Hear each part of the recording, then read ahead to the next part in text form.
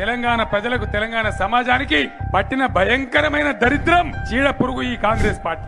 ఉన్న తెలంగాణను ఊడగొట్టినోడు జవహర్లాల్ నెహ్రూ. ఈ చరిత్ర హిస్టరీ. ఎవడు తెలంగాణ ఆంధ్రలో కలిపినోడు? జవహర్లాల్ నెహ్రూ. తుపాకులు మోగినాయి. హైదరాబాద్ సిటీ కాలేజీలో ఫైరింగ్ లో 7 విద్యార్థులు చచ్చిపోయినారు.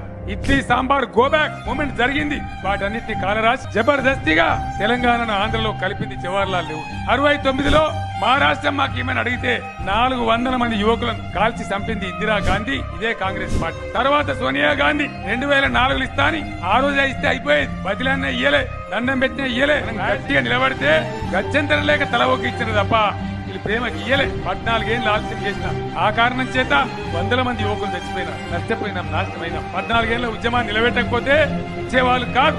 తెలంగాణ ప్రయోజనాలు తాకట్టు పెట్టినారు. నిజం కాదా? కొట్లాడినారా? ఆంధ్రప్రదేశ్ అయితేనే ఎగువ కృష్ణాకు భీమా ప్రాజెక్టుకు ఎగనామం పెట్టిన మాట వాస్తవం కాదా? అబద్ధమా? ఇది చరిత్ర కాదా?